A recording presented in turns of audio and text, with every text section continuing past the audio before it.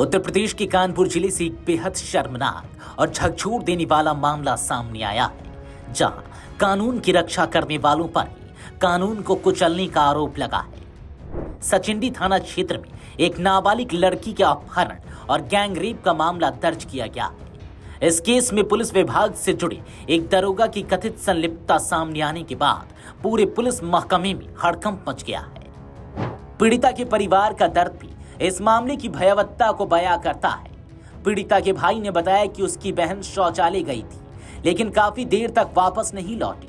तलाश के दौरान परिवार ने एक संदिग्ध कार और मोटरसाइकिल को आसपास खड़ा देखा।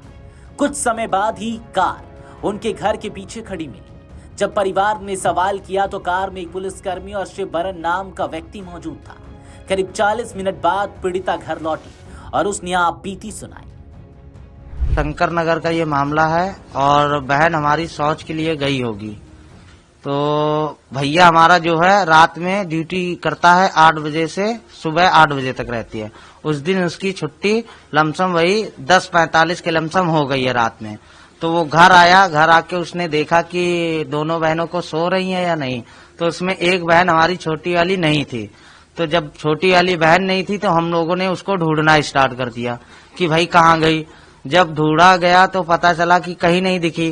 तो हम लोगों ने रोड पे जब खड़े होकर के देखा तो एक स्कॉर्पियो थोड़ा दूर खड़ी थी और पल्सर बाइक एक काफी दुकान दूर पे खड़ी थी।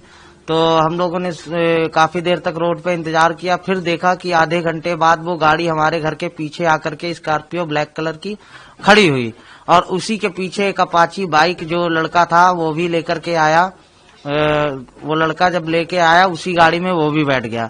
तो ये हुआ कि हम डाउट हुआ कि हमारी बहन कहीं गाड़ी में तो नहीं है। तो हमने देखा कि गाड़ी में लाइट जला के तो चेक किया तो उसमें नहीं थी। तो उसमें जो एक पुलिस वाला भी था और उसके साथ एक पत्रकार शिवबरन नाम का लड़का था, वो भी मौजूद था। वो दोनों लोग थे। तो हमने उनसे पूछा कि भैया हमारी क्या मतलब, हमने पूछा यहाँ क्या कर रहे हो भैया आप। तो उन्होंने बताया कि आप क्या कर रहे हो। उसमें पुलिस वाले ने बोला उतर के आऊं क्या। हमने कहा नहीं भैया हमारी बहन खो गई, हम उसी को ढूंढ रहे हैं। तो उन्होंने बोला कि जाओ जाओ। वो फिर हम घर चले गए, वहां देखे कि गाड़ी वो 1 घंटे तक वहीं पे खड़ी रही। दोनों लड़के वहीं पे मतलब मौजूद थे। अपाची बाइक स्कॉर्पियो के पीछे खड़ी थी और वो लड़के दोनों में गाड़ी में थे। एक पुलिस वाला था और शिवबरन नाम का लड़का उसी में बैठा था। फिर इसके बाद आधे घंटे 45 मिनट बाद जब हमारी बहन घर कहीं से आई तो हमने उससे पूछा कि बिट्टी कहाँ गई थी रात में। तो उसने बताया कि हमारे साथ मतलब भैया हम शौच के लिए गए थे, हमें पीछे से मुंह दाब के हमें गाड़ी में बैठा लिया गया। गाड़ी में बैठाने के बाद हमको रेलवे लाइन किनारे कहीं ले गए। फिर ले जाने के बाद हमारे साथ दोनों लोगों ने गलत संबंध बनाया। गलत संबंध बनाने के बाद उसको इतना धमकाया गया कि घर जाओगे अगर किसी से बताते हो तो तुम्हें जान से मार दिया जाएगा। फिर हमने तुरंत 112 नंबर पे रात में कॉल किया। प्रशासन हमारे घर गई, बिट्टी से हमारे कुछ पूछताछ किया, हमसे भी पूछा गया। इसके बाद हम सुबह चौकी 11 बजे बुलाया गया। सुबह चौकी जब हम 11 बजे गए हैं तो लड़का जो था शिवबरन नाम का वो लड़का था मौजूद वहीं पे। तो जब हमारी बहन ने उसको देखा तो उसने हमसे बताया कि ये भैया यही लड़का है। तो हमने बताया कि यही लड़का था क्या। तो बोली हाँ भैया इस लड़के ने हमारे साथ मतलब गलत हरकत की है भैया, यही लड़का है, हम पहचान गए। नाम तो वो जानती नहीं थी क्योंकि कभी उसने उसको देखा ही नहीं था, लेकिन इतना जानती थी कि वो बगल के लल्लू का भतीजा है। कानपुर के पुलिस आयुक्त रघुबीर लाल ने पूरे मामले पर कड़ा रुख अपनाते हुए कहा कि दोषियों को किसी भी हाल में बख्शा नहीं जाएगा।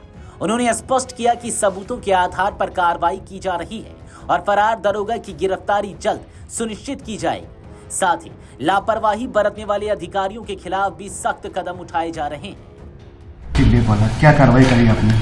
सचिंडी में एक बालिका के साथ दुष्कर्म का अभियोग पंजीकृत करा गया था।